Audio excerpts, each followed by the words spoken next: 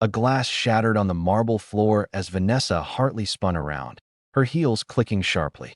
Her eyes locked on the black man standing near the champagne table, and she snapped. "You again? I asked for a refill 10 minutes ago."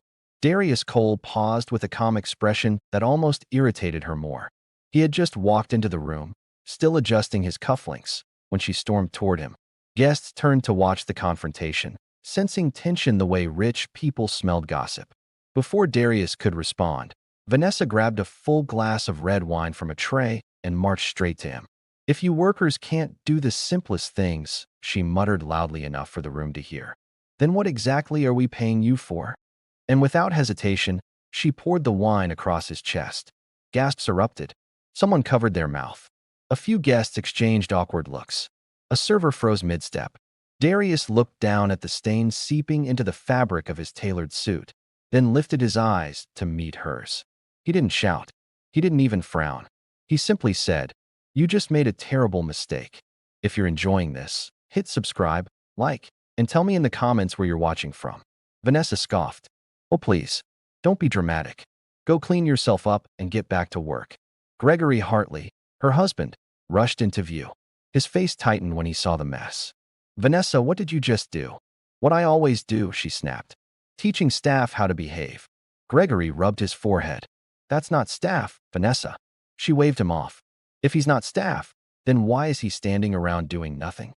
Darius responded with a quiet intensity. "I'm standing because I was invited here, like every other guest." Vanessa laughed, the sound sharp and dismissive. "Invited? By who? You think they let just anyone into a 7-figure fundraiser? Don't embarrass yourself." A few guests murmured uncomfortably. Vanessa ignored them. Darius didn't move. "You didn't even ask my name." "I don't need your name," she said. "What I need is better service. That's all." Gregory stepped closer, whispering urgently to her. "Stop talking, please. We can't afford any trouble tonight. The investor is supposed to announce something. Don't ruin this for us." She rolled her eyes. "Relax. I know exactly what I'm doing." Darius tilted his head. "Do you?" Security approached cautiously, unsure of what to do. Vanessa pointed at Darius. "Escort him outside. I won't be publicly insulted in my own fundraiser." One of the guards hesitated. "Ma'am, are you sure? Are you questioning me now?" she barked. Gregory tugged her arm. "Vanessa, enough. You don't understand." She yanked her arm free. "No, Gregory. For once, let me handle things without you panicking." Darius finally spoke again. "There's no need for security. I'll be on stage in a moment." The room went silent. Even the band stopped playing. Vanessa blinked in confusion. "On stage? For what? Don't tell me you're entertaining tonight." He didn't respond. He only looked at her with a mixture of disappointment and certainty, then wiped a bit of wine from his suit with a napkin someone quietly handed him. Vanessa scoffed louder, trying to regain control. "This is ridiculous." Gregory swallowed hard. "Vanessa, please. Let's just walk away." She refused. "No. He needs to know his place." Darius glanced at the spreading audience. More people had gathered now, sensing something big. "My place?" he asked calmly. "You really want to speak about that?" "Absolutely," Vanessa said, lifting her chin. "People like you should know where you stand." "People like me," he repeated softly. Someone at the back whispered, Does she even know who that is?" Another replied under their breath, "She's finished." But Vanessa kept going, fueled by pride and attention. "You don't belong here. You're ruining the aesthetic of this event." Darius didn't respond immediately. He simply studied her, letting her words hang in the air long enough for her arrogance to expose itself. Gregory turned pale. "Vanessa, he's..." The host's voice boomed from the stage, cutting him off. "Ladies and gentlemen, may I have your attention?" The crowd quieted. The host continued, "Tonight, we are honored beyond measure. Our charity partner, and the man who has single-handedly saved thousands of jobs through ethical investments, is here as our special guest." Vanessa smiled smugly. "Finally, something interesting. Please welcome," the host said, "Mr. Darius Cole, CEO of Cole Dynamics, and the new majority shareholder reviewing the Hartley Empire." The shock in the room was instant. Heads turned. All eyes locked on Darius. Vanessa's smile shattered like the glass she dropped earlier. The color drained from her face. Her fingers trembled around her empty wine glass. Gregory's knees almost buckled. Darius finally stepped forward, walking straight toward the stage, the red stains still fresh on his suit. He didn't bother hiding it. He didn't need to. Every person in that room knew exactly what it symbolized. Vanessa whispered, "No, no, this can't be real." Gregory whispered back, "I told you to stop. I told you." Darius reached the stairs of the stage. The entire hall watched silently as he climbed up, stopped behind the podium, and looked at the crowd. Then he looked directly at Vanessa. She staggered back a step. Darius spoke evenly, his voice carrying through the room. "Thank you for the warm welcome. I wasn't planning to speak tonight. But something happened a few minutes ago, something that reveals more than any business report ever could." The crowd turned toward Vanessa. Her face crumpled. The host stepped to the side, confused but respectful. Darius continued, "Before we talk about investments, before we discuss the future of the Hartley Corporation, we need to talk about behavior, integrity, and the way people treat others when they think no one is watching." Vanessa whispered frantically to Gregory, "He's lying. He's twisting it. I didn't know who he was." Gregory's voice shook. "That's the problem. You think people deserve respect only when they benefit you." Vanessa's breath hitched. Guests whispered all around them, murmuring disapproval. Darius scanned the room. Some people walk through life believing their money gives them permission to insult others, believing that humiliation is leadership, believing that cruelty is class. Vanessa clenched her fists. Darius looked at her again. "A woman poured wine on me tonight because she assumed I was beneath her, because she never imagined she'd be held accountable." Vanessa gasped loudly. "I didn't." He raised a hand, silencing her effortlessly. "Accountability," he said, "is exactly why I'm here." The room held its breath as Darius lowered his hand. Vanessa's mouth opened and closed like she was searching for a way to undo the last 10 minutes of her life. But the damage was already spreading like cracks through glass. Darius rested both hands on the podium. "I've spent months reviewing the Hartley Corporation. I've met with your board, your employees, and the communities you claim to help. And tonight, I saw the truth with my own eyes." Whispers rippled through the hall. People shifted uncomfortably. Some even stepped away from Vanessa as if her arrogance might stain them too. Vanessa shook her head violently. "You don't understand. I was stressed. Anyone would have reacted that way." Gregory whispered urgently, "Stop talking, Vanessa. You're making it worse." She snapped back, "I'm trying to defend us." Darius continued, his tone calm but unyielding. "When people show you who they are, believe them. And tonight, Mrs. Hartley showed exactly why her staff resign at record speed. Why complaints pile up. Why investors question her ethics." Vanessa shouted, "You're twisting everything. I didn't know who you were." Darius met her eyes. "That's the point. Respect shouldn't depend on someone's status. You treat people like they're disposable, but you value power more than humanity. And that's why your empire is on the edge of collapse." Gasps echoed. A board member stood abruptly. "Mr. Cole, with your permission, we should address the findings. The room deserves the truth." Darius nodded once. Gregory tried to step forward. "Please, can we discuss this privately? There's no need to humiliate us in front of everyone." Darius looked at him. "You were given months to act privately. You did nothing." Another board member rose. "The financial misconduct is serious. The misuse of funds, the hidden debts, the staff claims, everything is documented. And it all points to the same root: toxic leadership." Vanessa's knees weakened. "No, no, this isn't happening." Gregory clutched her arm. "We can fix this. We can explain." But someone in the audience challenged him. "Explain the unpaid overtime? The fake charity receipts?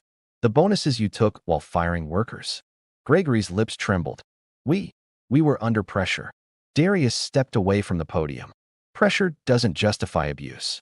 Vanessa suddenly marched toward the front, pointing at him with shaking fingers. "You don't get to come in here and judge us. You don't know what it's like to run a corporation. You don't understand the stress, the expectations." "I understand enough," Darius said. "And I also understand that character is revealed in moments of discomfort. You showed yours tonight." She froze mid-breath as the crowd murmured again, harsher this time. "You embarrassed yourself," someone whispered. "She deserves this," another said. Vanessa spun around, searching for allies. No one met her eyes. Darius approached her slowly, his steps measured. "When you poured that wine on me, you didn't just insult a man. You insulted every worker you've ever mistreated, every server you've belittled. Every employee who went home in tears because of your words. Vanessa's chin wobbled. I didn't mean. You meant every word, Darius said. That's the problem. Gregory's voice was barely audible. Please, Darius, there has to be another way. There is, Darius answered. Accountability. The board chair lifted a folder. We've reviewed the findings. Effective immediately, Vanessa and Gregory Hartley are stripped of operational control of the Hartley Corporation. The crowd stirred at once. Vanessa clutched her chest as if the air itself had betrayed her. Gregory staggered like someone punched him. The chair continued. An external audit will begin tonight. Assets temporarily frozen for investigation. All leadership decisions now fall under Mr. Cole until further notice. Vanessa screamed, You can't do this. This company is my life. The board chair replied coldly. And because of your behavior, you've become its greatest liability. Vanessa's breath came in short gasps. She turned back to Darius, desperation pouring out of her like the wine she had thrown minutes earlier. Please, I'm begging you. This isn't fair. Darius looked at her calmly. Fairness wasn't on your mind when you humiliated a stranger. Her voice cracked. I didn't know. You didn't care, Darius finished. Her eyes filled with tears, and for the first time in years, no one rushed to comfort her. Gregory placed a trembling hand over his face. What happens to us now? That depends on the audit, Darius said. But I can tell you this. Your staff will finally get justice. The lies end tonight. A server, the same young man Vanessa had insulted earlier, stepped forward, voice unsteady but brave. Mr. Cole, thank you. You don't know what it's been like working here. Vanessa snarled. You ungrateful little. Darius cut her off sharply. Enough. You've done enough harm for one night. The room fell silent again, this time with the weight of irreversible consequences. Gregory spoke quietly, defeated. What do we do, Vanessa? She broke down completely. I don't know. Darius turned away from them and addressed the room. This fundraiser was meant to help people. It will. But it starts with cleaning the rod at the top. The audience nodded. Some applauded softly. Some watched Vanessa with cold judgment. Some stared at Darius with newfound respect. Vanessa covered her face, trembling as whispers surrounded her from every side like a tightening circle. Gregory whispered, We need to leave. But Vanessa didn't move. She looked at Darius one last time and said in a trembling voice, Please, please don't destroy us. Darius paused. I'm not destroying you. I'm revealing what you already destroyed yourselves. She collapsed into a chair, defeated. Darius stepped off the stage, walking toward the exit as the audience parted for him. But Vanessa wasn't done. She rose unsteadily and followed him. Please, she said weakly. Just give us a chance to explain. Just one. Darius stopped, but didn't turn around. Explanations don't erase choices. Darius didn't say anything at first. He let the room breathe, let the weight of what he'd exposed settle into every corner of that glittering hall. Vanessa stood rigid beside Gregory, her hands trembling so hard her bracelet clattered against her wrist. Gregory kept wiping his face with a napkin even though he wasn't sweating anymore. His panic had gone cold. A few board members whispered among themselves, and one of them, a sharp-faced woman named Eloise, stepped closer to Darius. Is everything you said verified? Yes, Darius said. And if anyone wants direct access to the files, I can send them tonight. Eloise nodded. Then a vote is necessary. Immediately, Gregory finally snapped. You can't vote now. This is an ambush. Vanessa and I weren't given any warning. Darius turned to him. You weren't given warning because you've been warned privately for years. Your staff reported you. Contractors reported you. Sponsors reported you. You ignored all of them. Vanessa's eyes darted wildly around the room. This is ridiculous. We built this place. All of you wouldn't even be here without the events I organized. You're not just going to toss us aside because some random man showed up with a file. Random man? Eloise said quietly. Vanessa, he's the new majority shareholder. That sentence landed like a blade. A few guests flinched. Gregory almost stumbled backward. Vanessa shook her head. No, that can't be right. We would have known. You didn't know, Darius answered. Because the person who sold me their shares made me promise confidentiality until the transfer was complete. Who? Gregory demanded. Darius didn't smile, but something in his expression sharpened. Your former accountant. Gregory's jaw dropped. Vanessa's shoulders slumped. The room murmured again. this time louder, freer, as though everyone had been waiting for someone to finally speak the truth. A man from the operations team stepped forward, voice shaking. Sir, I don't mean to interrupt, but if this vote is happening now, may the employee council observe? We've been asking for transparency for years. Eloise nodded without hesitation. You may. Vanessa's mouth fell open. Eloise, you can't be serious. You're letting staff vote on our fate. No one is voting except the board, Eloise corrected. But they have every right to witness the process. They're the ones who suffered under your leadership. Several staff members moved closer, some still wearing uniforms from the event. A young woman near the front kept her arms folded tightly, as though holding herself together. She spoke softly, but her words carried. Ma'am, you yelled at me last month because the flowers for your private luncheon were too cheerful. I cried in the restroom for 20 minutes. Vanessa's hands flew to her chest. What does that have to do with any of this? Everything, Darius said. Your empire didn't collapse tonight because of me. It collapsed because of the way you treated people. The board gathered near the stage, forming a semicircle. Eloise raised her hand. All in favor of transferring operational control to Mr. Darius Hale, effective immediately? 10 hands rose without hesitation. Gregory gasped. Vanessa swayed. Eloise lowered her arm. Motion carried. Silence washed over the room again, but it wasn't heavy like before. It was clean, decisive. A reset. Vanessa let out a cracking sound, part gasp, part sob. She lurched toward Darius. Wait. Please. Don't do this. You don't understand what this will do to us. Darius looked at her evenly. I understand exactly. You can't take everything, she said, voice strangled. Just give us time. We'll fix things. We'll apologize. We'll improve. Just don't take the company. It's not your company anymore, Darius said gently. Gregory stepped closer, his voice shaking. We're begging you. We have nothing else. You take this, and we're finished. Darius tilted his head. You poured wine on me, mocked me, called me names, and now you want mercy. That was a mistake, Vanessa whispered. A stupid, stupid mistake. I was upset. I didn't know who you were. That's the problem, Darius said. You treat people based on what they can give you. Tears rolled down her cheeks. Her mascara streaked. Darius, please. The way she said his name, finally acknowledging him as a human being, not an inconvenience, softened a few guests. But Darius didn't move. Vanessa, he said, your downfall didn't happen tonight. It started years ago, every time you belittled someone who needed your grace. She covered her face with both hands. Security approached discreetly, not to drag them out, just to guide them to a private room until they could gather themselves. Gregory followed silently, shaken like a man walking through fog. Vanessa stumbled once, gripping the doorway as though it might vanish. When the door closed behind them, the room exhaled. Eloise turned to Darius. We're ready whenever you are. Would you like to address the board privately? In a moment, Darius replied.